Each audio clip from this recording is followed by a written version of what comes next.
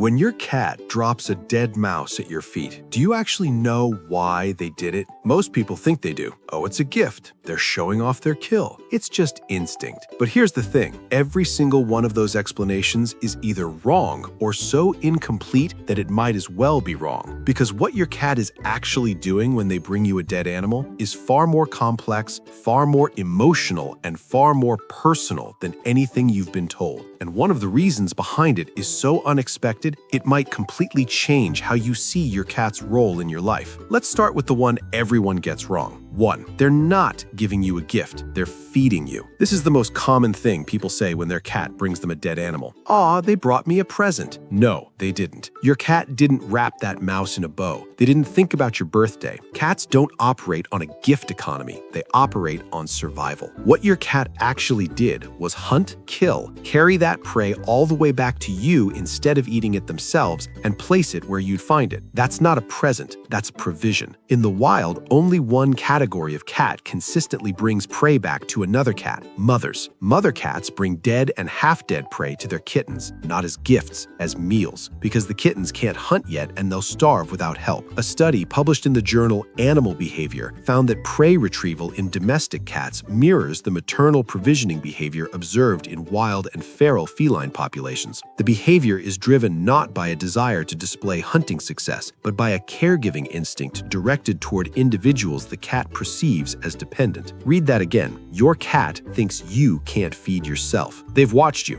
You never hunt, you never pounce on anything. You walk to the kitchen and open a box. In your cat's mind, you have zero survival skills, and so they've quietly taken on the responsibility of making sure you don't starve. That dead mouse on your doorstep isn't a trophy. It's your cat saying, "I don't think you can do this on your own, so I did it for you." And here's the part most people never think about. They carried that prey in their mouth, sometimes across an entire yard, upstairs, through a cat flap, all the way to you. They could have eaten it anywhere along the way, but they didn't because it wasn't for them. That's not instinct running on autopilot. That's sacrifice, and it's directed specifically at you. But that's only the surface, because sometimes your cat brings you something that isn't dead, and when they do, the meaning changes completely. We'll get to that one later, and trust me, it's the one that will make you see your cat in an entirely different light. 2. They're trying to teach you how to survive. Have you ever noticed that sometimes the animal your cat brings you isn't fully dead? Maybe it's still moving, maybe it's injured but alive. Maybe your cat drops it at your feet and then steps back and just watches you. Most people are horrified. They scramble to catch the thing. They wonder why their cat would bring them something still alive. It feels cruel, chaotic, pointless, but it's none of those things. It's a lesson. Mother cats don't just bring dead prey to their kittens. As the kittens grow, the mother starts bringing back live or half-dead prey. She drops it in front of them and lets them figure it out. This is how kittens learn to hunt. They practice on real moving targets in a controlled setting, with their mother watching to make sure nothing goes wrong. Your cat is running the exact same program on you. They brought you something alive because they've decided it's time for you to learn. They've been feeding you long enough. Now they want to see if you can handle it yourself. Researchers studying domestic cat behavior found that cats who brought live prey to their owners displayed what's called pedagogical behavior. They positioned themselves nearby, watched the owner's interaction with the prey, and in some cases intervened when the prey tried to escape. The cat wasn't abandoning the hunt, they were supervising it. Think about what that means. Your cat looked at you, assessed your skills, decided you needed training, went out, caught something, kept it alive, carried it all the way back, and set up a controlled learning environment for you. That's not random animal behavior, that's parenting. And the fact that they step back and watch you, waiting to see what you'll do, tells you everything about how they see this relationship. They're not your pet in that moment. They're your teacher, and they're taking the job seriously. 3. They're proving their value to you.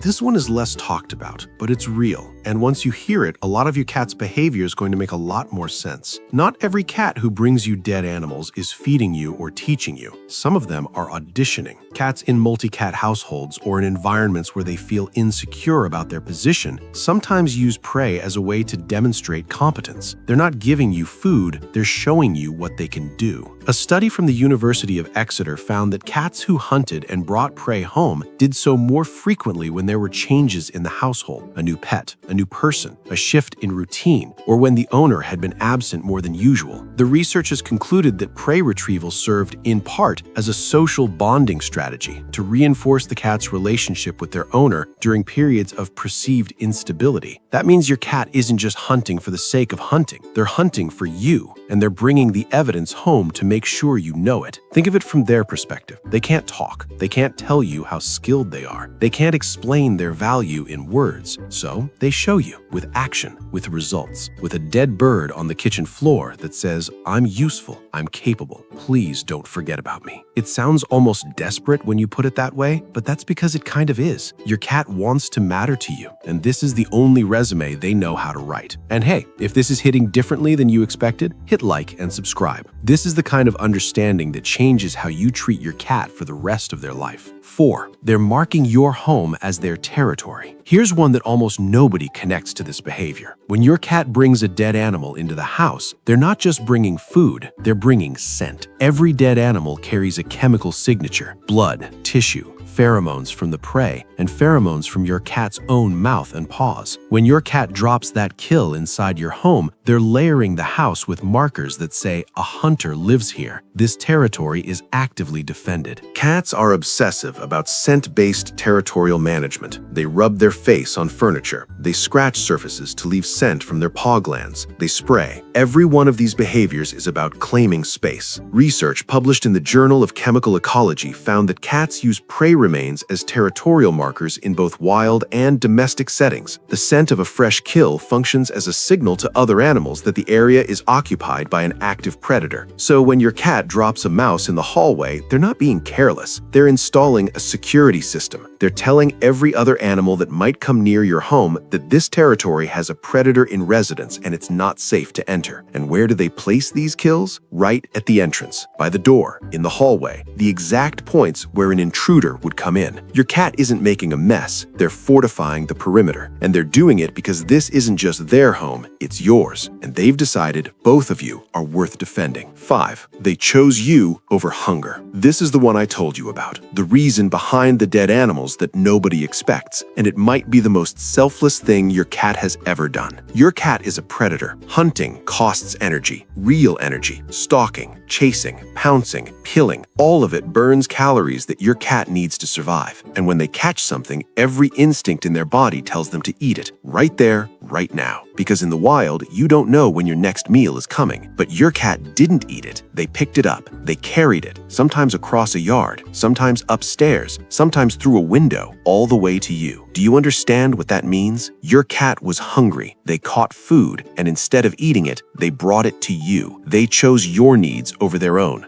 A study published in Behavioral Processes found that domestic cats who engaged in prey retrieval behavior often did so at a caloric cost to themselves. The energy expended in carrying prey back to the home exceeded the energy they would have spent simply consuming it on site. The researchers noted that this behavior was most consistent with caregiving models seen in maternal feline behavior. Your cat literally went hungry so you could eat. They don't know you have a refrigerator full of food. They don't understand grocery stores or delivery apps. All they know is that you never hunt, and they've never once seen you catch your own meal. So in their world, you need help, and they've decided that helping you matters more than feeding themselves. This is not instinct on autopilot. An animal that chooses to give up food it caught and carry it to another being at personal cost is making a decision rooted in something deeper than programming. That's care. That's sacrifice. That's a cat who looked at their own hunger, looked at you, and chose you. And they did it without any expectation of thanks, without any hope that you'd understand, without even knowing if you'd want it. They just brought it, laid it at your feet, and waited, not for praise, not for a reward, just to make sure you were okay. That dead animal you threw away this morning, that thing you screamed at, that mess you cleaned up with a paper towel and a grimace, that was your cat choosing you over themselves. And they'll do it again tomorrow, because that's what love looks like when you can't say the word.